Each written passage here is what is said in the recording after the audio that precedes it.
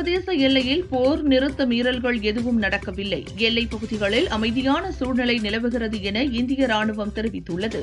ஜம்மு காஷ்மீர் இயல்பு நிலைக்கு திரும்ப துவங்கியுள்ளது.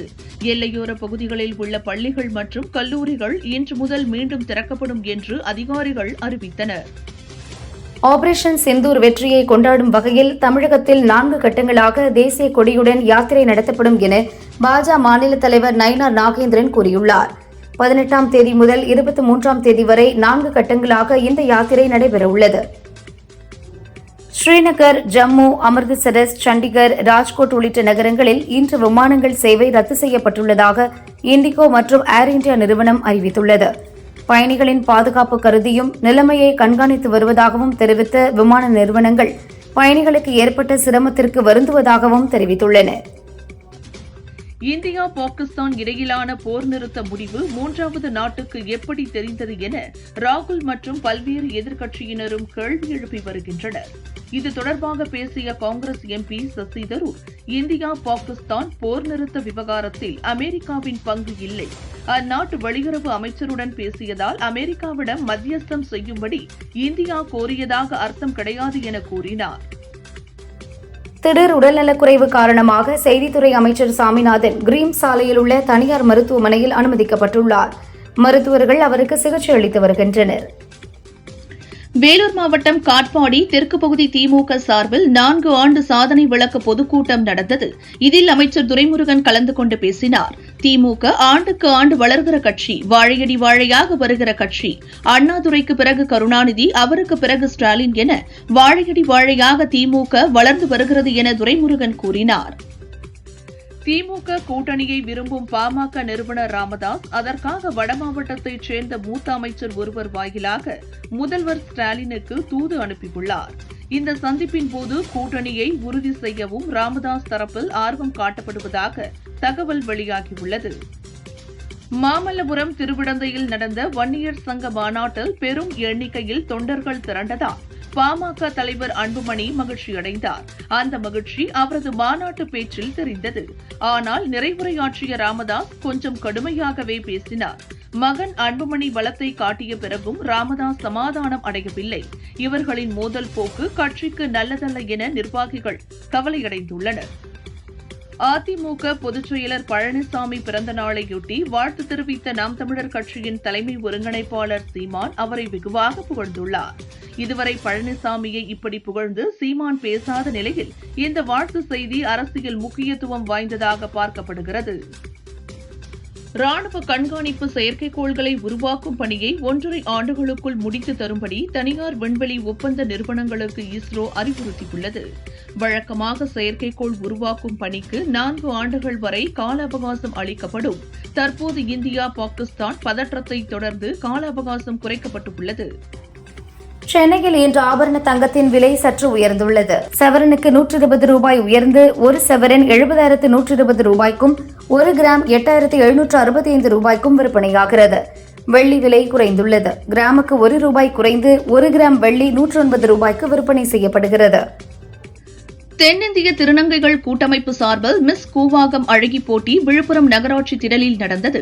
மிஸ் கூவாகமாக திருநெல்வேலியைச் சேர்ந்த மாடலிங் செய்யும் திருநங்கை ரேணுகா தேர்ந்தெடுக்கப்பட்டார். கள்ளக்குறிச்சியைச் சேர்ந்த அஞ்சனா 2ஆம் இடமும், கோவையைச் சேர்ந்த ஆஸ்திகா 3ஆம் இடமும் பிடித்தனர்.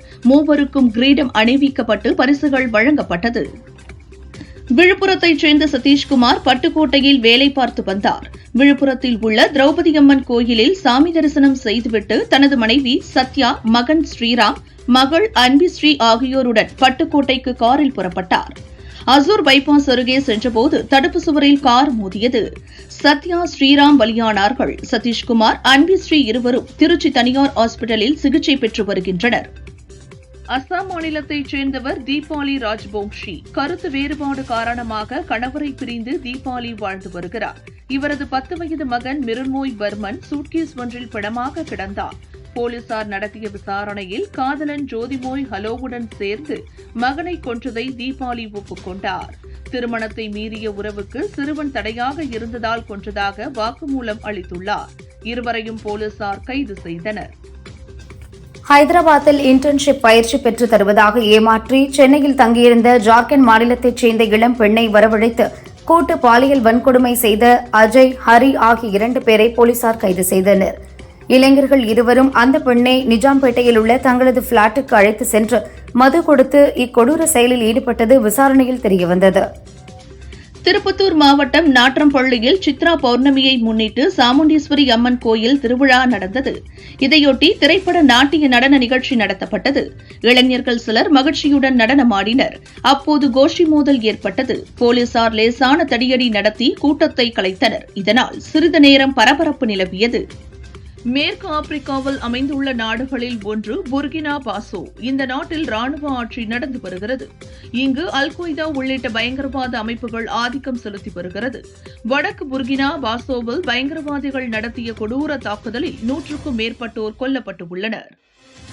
தென்கிழக்கு ஆசிய நாடான மியான்மரில் ராணுவ ஆட்சி நடக்கிறது. அங்கு உள்நாட்டுப் போர் நாளுக்கு நாள் தீவிரமடைந்து வருகிறது. இந்நிலையில் மத்திய மியான்மரின் தபாயின் நகரத்தில் உள்ள கிராமம் மீது விமானம் மூலம் ராணுவம் தாக்குதல் நடத்தியது. பள்ளிக்கூடம் மீது வெடிகுண்டு விழுந்து வெடித்தது. 20 மாணவர்கள், 2 ஆசிரியர்கள் கொல்லப்பட்டனர். 50க்கும் மேற்பட்டோர் காயமடைந்தனர். அமெரிக்காவின் ஓஹியோவின் கிளீவ்லாண்டில் உள்ள பல்கலைக்கழகத்தில் இந்தியாவைச் சேர்ந்த மானவ் பட்டேல், சௌரவ் பிரபாகர் ஆகிய மாணவர்கள் படித்து வந்தனர். நியூயார்க்கில் நடந்த சாலை விபத்தில் இருவரும் பலியானார்கள். இருவரின் மறைவுக்கு நியூயார்க்கில் உள்ள இந்திய தூதரகம் இரங்கல் தெரிவித்துள்ளது. இந்த கடினமான நேரத்தில் அவர்களது குடும்பத்தினருக்கு அனைத்து உதவிகளும் செய்யப்படும் என்றும் கூறியுள்ளது. காஞ்சிபுரம் வரதராஜ பெருமாள் கோயிலில் 3ஆம் நாள் உற்சவத்தை முன்னிட்டு வரதராஜ பெருமாள் தங்ககருட வாகனத்தில் எழுந்தருளி பக்தர்களுக்கு காட்சியளித்தார்.